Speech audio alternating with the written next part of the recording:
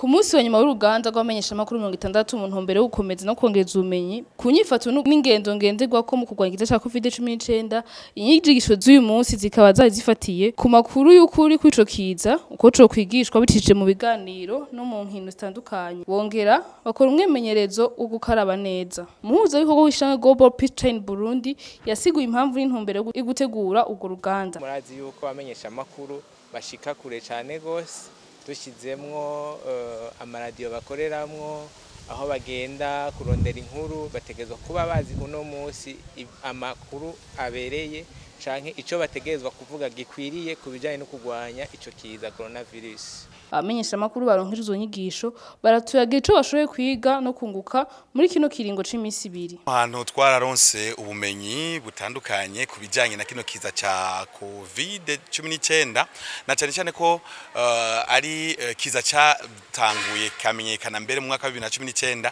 aho no mu gihe biboneka neza yuko ibintu vy'imbuga ngurukana bumenyi n'ibimenyeshamakuru bisanzwe bikoreshwa cyane. Gutyo rero twarize ibintu byinshi bifatiye kuko twoshobora gutanga amakuru nk'abimenyeshamakuru, na cyane cyane nako neza ihangiro nyamukuru kino gikorwa ari gutanga amakuru nyayo kandi meza afatiye kiza ca covid. Rero twarigishije uburyo bwinshi n'ubuhinga bwinshi bwo gutanga inkuru yarondewe neza, igatohozwa neza, mugabo igashikirizwa neza. Akini naco banatubwiye yuko naho bo watanze inkuru na cyane cyane kubera kari ingwara cyane se ari ikiza gishibije isi, wotanguruka ubandanya mbere imbere yo gushikiza niyo nkuru ukabandanya usubiramwo ugaba amatohoza yawe kameze neza, ukongereza ko kugira ngo abantu bagwana inkuru ikwije byose atari inkuru y'igihuha.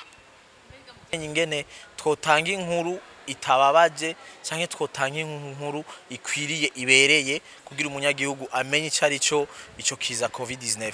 Abamenyeshamakuru barongera akatubwira ico bagiye gukora inyuma yo kuronswa izi nyigisho zitandukanye. Gutanga message imeze neza par rapport ya mbere, kuko ubu twaronse ubumenyi bunini cyane muri ayo article amwe yaragize ivyigwa twize kuva ejo gushika no munsi. Tugire gufasha biciye mu biganiro, biciye mu makuru, biciye mu byo dushikiriza, kubandanya dutanga ubwo bumenyi twaronkeye ngaha tubusangiza abandi abadusoma, abasoma ku byo bimenyeshamakuru, abasoma inkuru twandika, eka mbere nabumviriza ibiganiro dushikiriza.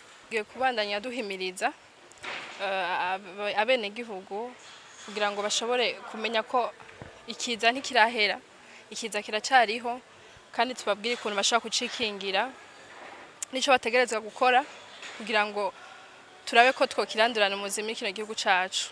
Uwaserukiye umuserukizi w'ikisita mpuzamakungu citahamagara y'abantu OMS, Dr Leopold Owedrago yateye intege abamenyeshamakuru anayibutsa uruhara rwabo mu gushikana kure amakuru. Izo nyigisho zikaba zarangiye hatangwa impapuro zemeza ko baronkejwe inyigisho mu bijanye no kurwanya no kiza ca covid-19 zitanzwe na Global Peace Chain Burundi, byemejwe n'umushikiranganje w'amagara y'abantu, umuserukizi wa OMS mu Burundi n'umuyobozi wa Global Peace Chain Burundi.